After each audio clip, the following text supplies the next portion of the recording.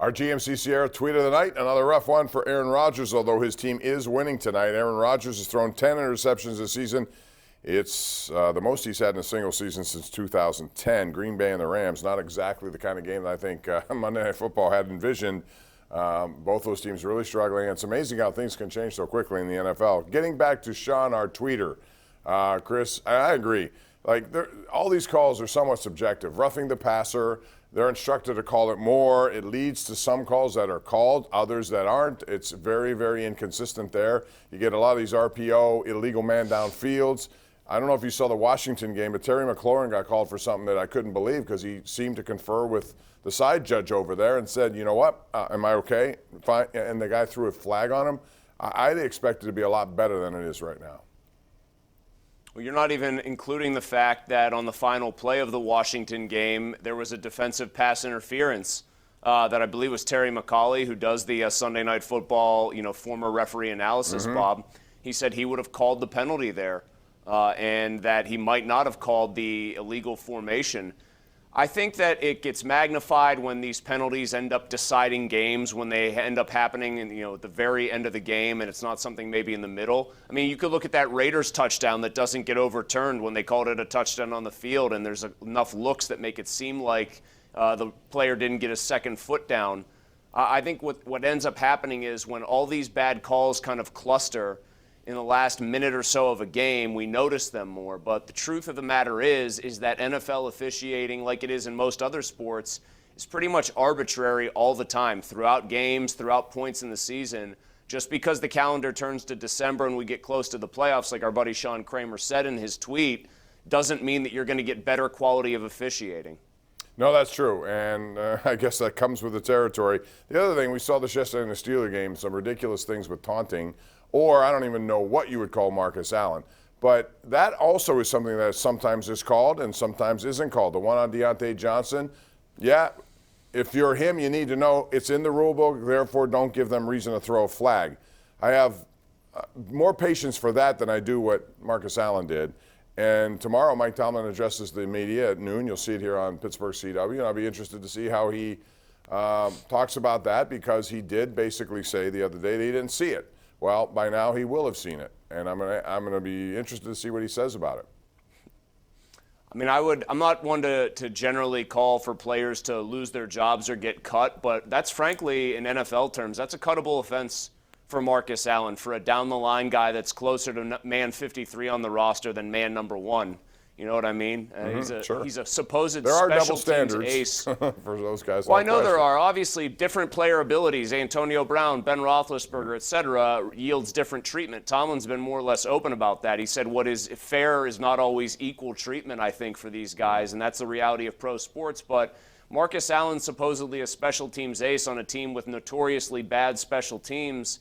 It's, you know what, if they come back to win, the Panthers, I mean, it's not like he overturned a 4th and 1 punting situation. It is 4th and 27, and the guy is just inexplicably giving them a lifeline. We heard Ray Fittipaldo today on the show with Andrew and with me say, oh, Marcus Allen, if you'd seen him in that locker room, he was despondent. I don't care. You walked into the other team's huddle, man. What are you doing?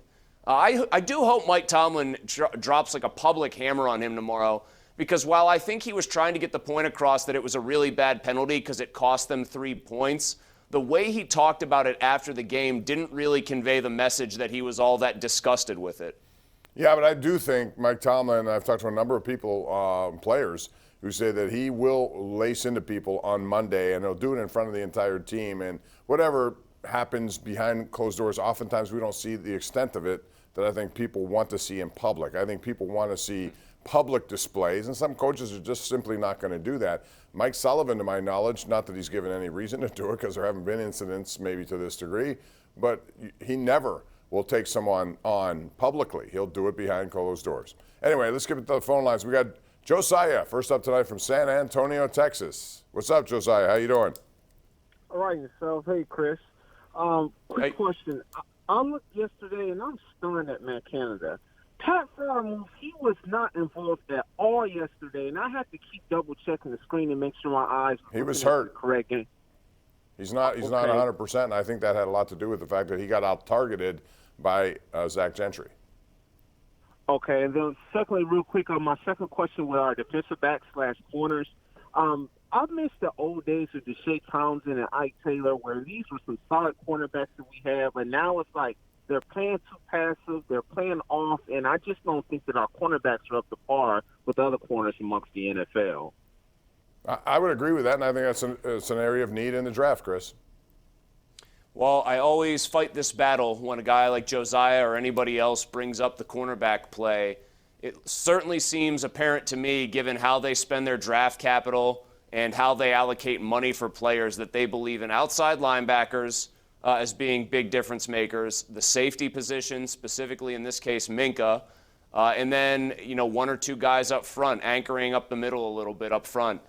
They just do not seem to put value on corners. They're bad at drafting them. I think they assume if their pass rush gets home quickly like they intend it to, that'll substitute for guys who can stick to a man for 3 seconds maybe on a given play, Bob. So I don't anticipate the problem getting rectified anytime soon. And what I really don't want them to do is reach for a corner, maybe with their first pick in this upcoming draft, because they feel they need to panic and find a quote-unquote shutdown guy. No, I agree with that, and I think they're going to have some pretty good options, you would think, although that first-round pick is now moving in the other direction. It was as high as, I think, 5th or 3rd even at one point. Now it's 14th. But the Bears continue to help them out by going 0-6 since they acquired Chase Claypool. Before we get to Bill, and I'm sure he wants to talk about this, I'll mention the headline of the day from Pitt is that many of their star players are not going to play in the Sun Bowl. That's not unusual. You're going to see a lot of people not. I wonder what it does to the appetite of people who want to watch these games, but Servassier Dennis, Izzy Abanikanda, Carter Warren, Deslin Alexander, to join others, just not going to play in this one. So that leads us to Bill in Munhall, who I'm sure wants to talk about Pitt. What's up, Bill? Yeah, Bob, thanks for having me. Yeah, it's a real disappointment. Last year I went to the Peach Bowl and found out at the last minute Kenny Pickett wasn't going to play, and then hearing it again this year that the star players are, opting out for to get their pro money. I understand it's a money thing, but back in the day, Dan Marino would have never passed up playing Georgia and Herschel Walker. He wanted to prove it on the field that they're going to play number 18 UCLA. You have a great game against them. You could skip maybe a combine, but I guess they're afraid. Yeah, but the risk. It's always about the risk, Bill, and that's the thing that they're looking at. And I'd have to think you'd think Kenny Pickett made a smart decision based on where he was drafted. But, Chris, this is only going to get worse in terms of the actual watering down of these bowl games. Maybe not so much the Final Four teams and those championship playoff games, but these other ones. And I wonder what the long-term impact will be on how much money networks are willing to spend to get. They're still going to spend billions, but they may have a concern about the quality of the product moving forward as a leverage point in trying to maybe save some money in a negotiation. Well, the number of teams in the playoff field's about to triple, and players won't skip playoff games because they'll have a chance at that unbelievable stage where what they do in those games gets magnified a lot, I think, in the eyes of scouts. So I think that will remedy it somewhat. I mean, let's get real here. These guys want to avoid injury. I do think it's interesting that some of these Pitt players aren't exactly slam dunk draft prospects. Like Izzy Abanikanda, you go to one site, he's not listed among the best backs available in the draft. You wonder if he could help himself with a huge game. But I see their point. I see where they're coming from. They don't want to assume that risk. And let's be honest, Bob. Do we need how many ever bowl games there are? What is it, 40-something now? Too many. I mean, do we really need that many of them? There are people complaining like, oh, so-and-so isn't going to play in a game that happens in front of 35,000 fans in El Paso that used to be an historically great bowl game, but now is, don't call it the Sun Bowl, by the way. It's the Tony the Tiger Sun Bowl. It's always going to be the Sun Bowl to me. It's great. No Tony the Tiger. I get it. That's what it's called. You're going to have the hard time to try to get that out of me. I'm just not going to say that. That's hard for me. Tony the Tiger. I mean, there are a lot of different names. I can't believe the players don't want to partake in the pageantry of the Frosted Flakes Bowl. My goodness. What a shame. What a tragedy. It is. We're going to take a break on that note. We will come back with more. You're watching and listening to the Ireland Contracting Nightly Sports Call right here on Pittsburgh CW and 93.7 The Fan.